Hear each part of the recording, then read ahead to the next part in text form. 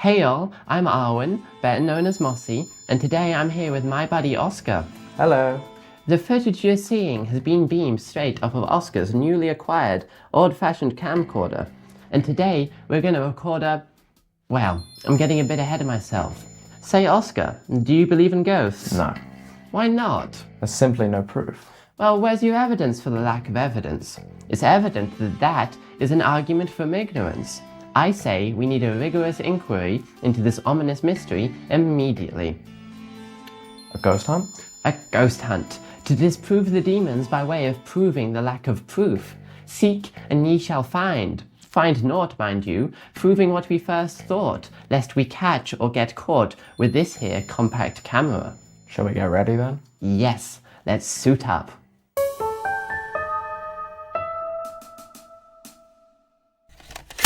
Here we are in front of Brighton's Hippodrome, a very old building with a very cool dome. I figured that, of all places, ghouls are slightly more likely to cool here home. But tonight, we search for one local legend in particular, Black Belly. We're here at the Hippodrome. We're just at the entrance. We're gonna have a look around, see if we can find ourselves a ghost. Ooh, we've got my brother Ethan on camera. Oh yeah, he so generously gave us his expertise in getting in. We've got the Ghost Hunter 3000. Oh, this is top of the line tech. Ooh, yeah, no, they don't make them like this anymore. We're gonna go and see what we can find and see if we can catch that Black Belly. Red-handed? Black-bellied? I don't know. White-handed? Because it's a ghost? That's true. Ectoplasmic-handed. That's true. Goop-handed. Goop-handed. Okay, let's go. Hella goop. Hella goop. Ghost Hunter 3000. Ghost Hunter 3000. We're down a hallway. Hello? Black Belly? What's up here? Whoa! Holy fuck. Whoa, that's crazy. Are you picking up a signal, Oskar? I'm not, nah, I got nothing. Nothing? Ooh, okay, we'll see. Ooh, toilets? Maybe he's taking a quick break from ghosting. Hello? What? Black Belly? Black Belly? Ooh. Oh, okay, I wouldn't. Let me have a look in here. Okay, but I wouldn't be haunting here if I was a ghost. Hang on. Yeah, I mean, to be fair, it suits Black Belly's vibe. Oh, is this the drum? This is the drum. That is ornate. That's kind of beautiful. That's from another era. Exactly. A more spooky era, perchance? I'm You're picking up more of a reading in here. Okay. Picking up more of a reading. Oh, we're on the right track, maybe. Ooh. Do you reckon down? I reckon we should go circle round. That's where I got Okay. the signal. Damn. What do you reckon this room was used for? Yeah, in here. Black Belly's chair. This place, Oskar, was originally built as an ice rink, which would probably have been quite fun in the day. But it was bought in 1910 by a theatre entrepreneur and turned into a circus. And it hosted such acts as Harry Houdini and Charlie Chaplin. Wow. Ooh, gotta be careful where we're stepping. Yeah. Ooh, what's in there? Ooh, ghosts? Hello. There's empty beer bottles. Maybe sign of a ghost rager, but no ghosts. You know, the Beatles and the Rolling Stones played here, just over in the main area, once they turned it into a venue for that. But unfortunately, even though such big acts were not enough to save it, this building from its fate, because alas, in the 1960s, it got turned into a bingo hall, and was like that for about 50 years until it closed in the early 2000s. Yo, okay, this is where we're going. Whoa. Whoa, that is quite something. That's crazy looking. Oh, the acoustics in here are very cool. Wowee. No wonder the Beatles played here. I can imagine John right there, Ringo there. Where do you reckon George was? No, I think George was over there. Yeah, you know. probably. I think Ringo was in the basement. Ringo was probably in the basement, to be fair. He was just the drummer, you know. Oh, this is pretty. This is pretty. Safety first, bitches. Black Belly, unlike his bearded brother in nominal ebony, may not have been a pirate, but is just as much a scallywag.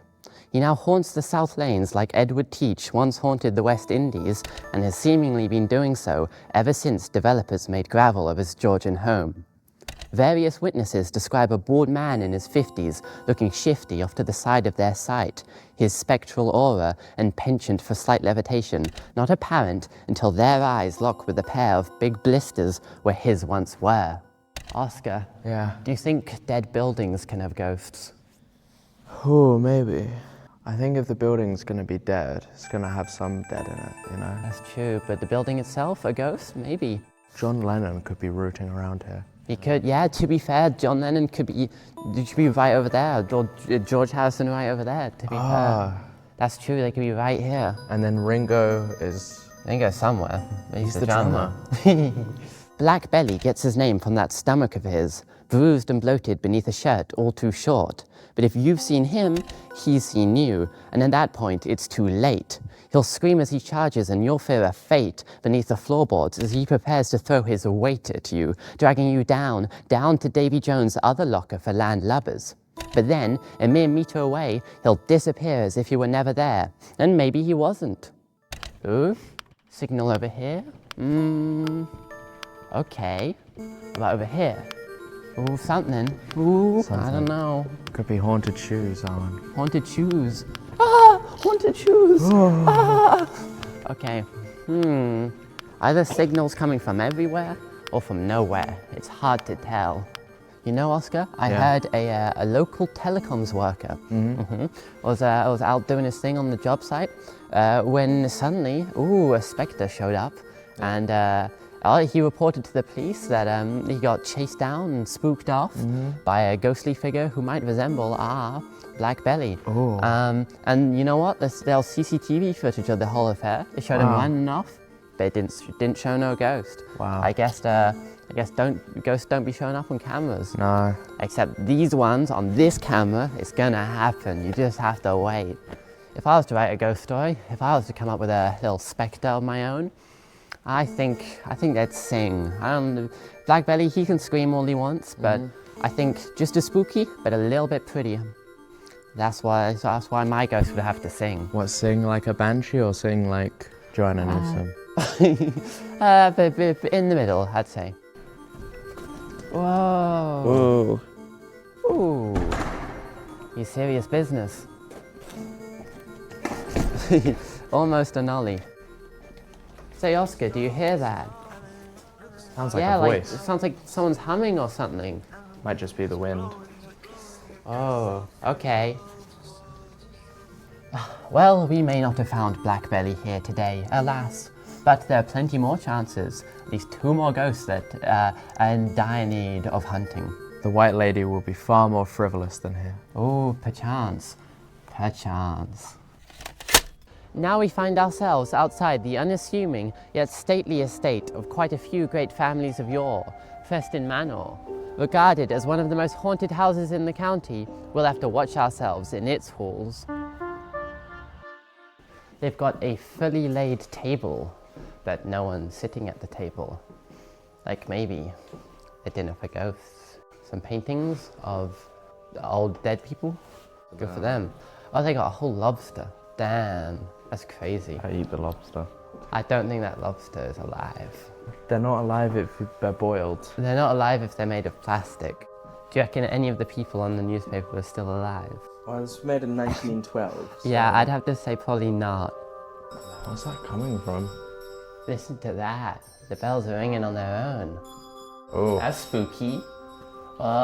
Maybe there's a logical explanation. Maybe these are just sort of signaling bells. Or maybe not. Maybe they're ghosts. Who's to say? There could be a ghost down here. Down here, we're in these very rooms.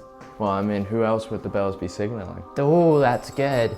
Ghost! Huh? Oh, that's not a ghost. That's not a ghost, that's a mannequin. Which I guess is a bit ghosty. But no ghost. No ghost. Wow, this is quite a room. Oh, look, a mango.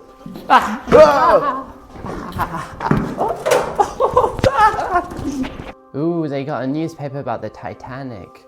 I guess that did result in quite a few ghosts, unfortunately.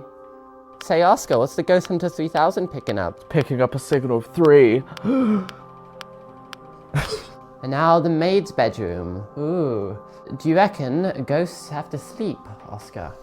Dunno, I reckon they have to sit at least. Yeah, you know, floating around all day probably does get a bit tiring. The White Lady, with locks and a frock bleached by an afterlife in limbo, once spooked the residents of Preston Manor in a manner most prescient. In the October of 1896, Miss Lily MacDonald spotted a spectre by the stairs, and what followed was a mystery worthy of Agatha Christie. One of the country's foremost paranormalists was summoned, and a séance took place, wherein Lily and the others, with the support of the medium, succeeded in speaking with the spirit of a nun buried nearby in unconsecrated ground. The next year, a lady's bones were found laid beneath one of the house's terraces, and subsequently, though secretly and without the vicar's approval, reburied at a church nearby. Say, Oscar, you picking up anything? Oh yeah, saying there's a presence really nearby. That's strange, but I guess we'll never know, really. Years later, on another job, the aforementioned medium was revealed, her deceit made concrete, and the provenience of the skeleton she revealed brought into question. But even if she did fake the find, you couldn't blame this tall tale's extent on her alone.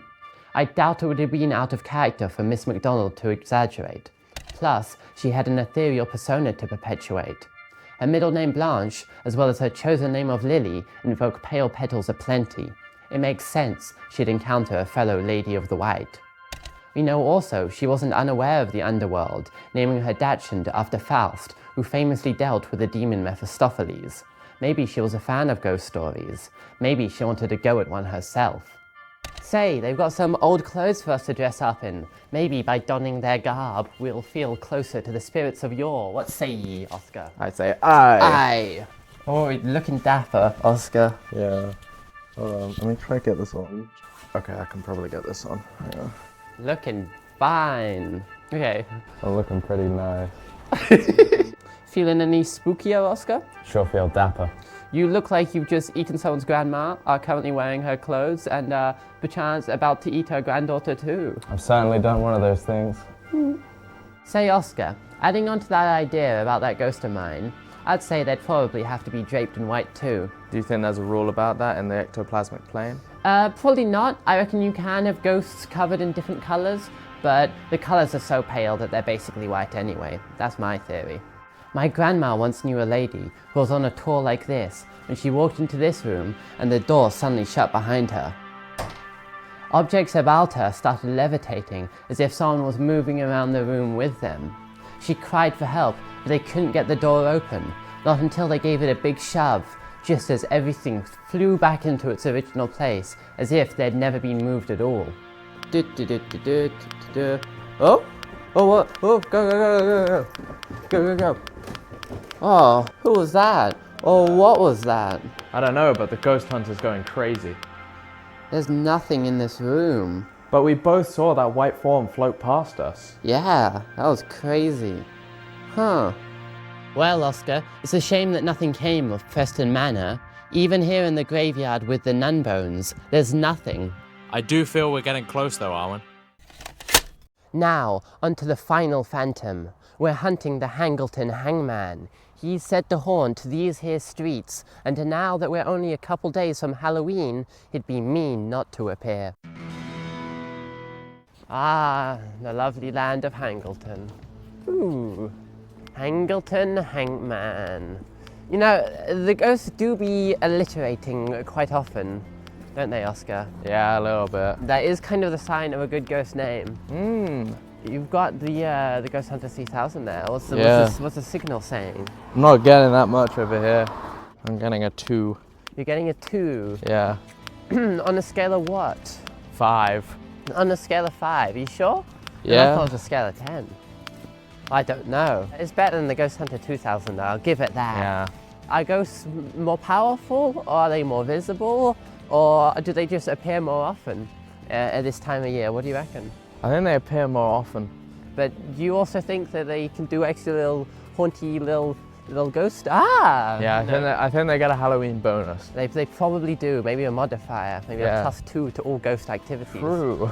The Hangleton Hangman, wearing tattered rags and a jet black hood, allegedly hangs about his former haunt, the site of quite a fright in his day. The area was once home to an ancient set of gallows, from which Hangleton might derive its name. It might not though, but as information on the topic is fairly sparse, it leaves the imagination to sit and ask what threads of truth might connect this spooky spiderweb of coincidence. Like how it was the hangman's own noose that brought his mortal reign of terror to an end and started his career in post-mortem hauntings. Oh no, a skeleton! Ah! Ah, well, it is Halloween. It's that kind of season. Skeleton season. Thomas Kipper, his real name, was once the chief executioner around these parts, but he made a hobby of his job. He would dangle his dying victims for hours before letting them meet their maker, finding joy in the gargled cries coming from their stretched necks. Kipper was twice accused of murder, but he escaped conviction on both, and it wasn't until he bludgeoned to death a prominent blacksmith that he found himself on the other end of the rope. Ghosts, ghosts, come out wherever you are. Hangleton Hangman. Ah! Say, Armin, Yeah? you know, ghosts are far more likely to be captured on old-fashioned camcorders than normal You cameras. don't say. It's because, as I've heard, the CCD sensors Ooh. allegedly pick up far more harmonic presences Ooh, in the area. The spooky D senses. Yeah. You don't say. You know, Oscar, I once knew someone who got spooked by the Hangleton Hangman. Oh yeah? Or so we think. Do you want to hear the story? Go for it.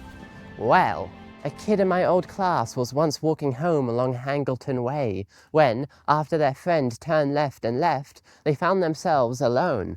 Or at least they thought, because they soon noticed they had an extra shadow, one that wouldn't disappear even under a street lamp. They tried running, but the black silhouette stayed with them, and they felt this pull at their neck. The faster they sprinted, the tighter it tightened.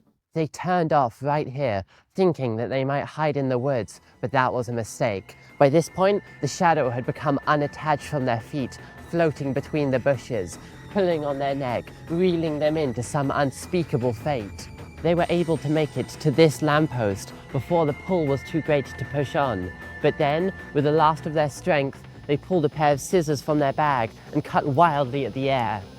By some miracle, they were able to sever the spectral noose, freeing themselves from the hangman, who sunk back into the darkness to haunt another day. You know, I do like the character of the hangman, but for me, personally, my ghost ought to have been done an injustice for them to stick around after death. They could have been a victim of the hangman, perchance. The Ghost Hunter 3000 is really picking up a signal, Armin. Whoa! Well, we're approaching the graveyard. And you know, it looks pretty dark over there. I reckon it might be time to switch on night mode on the camcorder. Night mode! Headstone, headstone, headstone. This is indeed a graveyard. Many ghosts to be found here. It's good we've got this night mode because there is no light here. None at all. The Ghost Hunter's reading's off the charts, Armin. Whoa, there has to be something here. It's through the roof. Armin, I've never seen a reading like this before. Wait, Oscar, what's that behind you?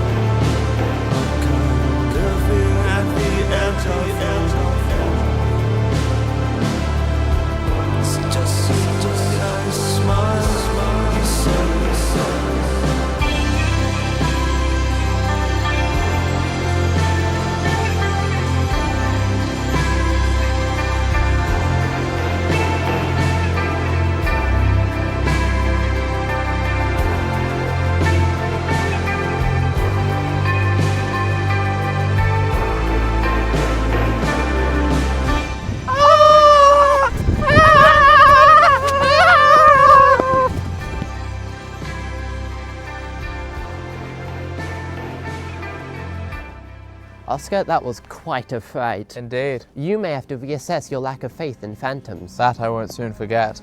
Though I do have the sneaking suspicion that we may be responsible for this particular poltergeist. How so? Well, maybe by making this movie of ours, we've inadvertently lent that ghost authority enough to appear to us today. It's probably time now to admit that though the subjects of our hunt have truly been reported before, I embellished the details slightly, and the specific sightings I cited became progressively faker as we progressed. My lies got away from me, my fictions manifested, a fate many a great storyteller fell to before. I sympathize with Lily MacDonald's predicament. When someone decides to dig up bones for the demon you may have devised, once people start playing along, these things tend to gain a life of their own. Maybe to believe in ghosts is just to believe in the power of collective storytelling. We never would have heard about Black Belly or the White Lady or the Hangleton Hangman had many before us not believed in them just enough to keep the legend alive. In that regard, they're all real, and now so too is the gallows gallant.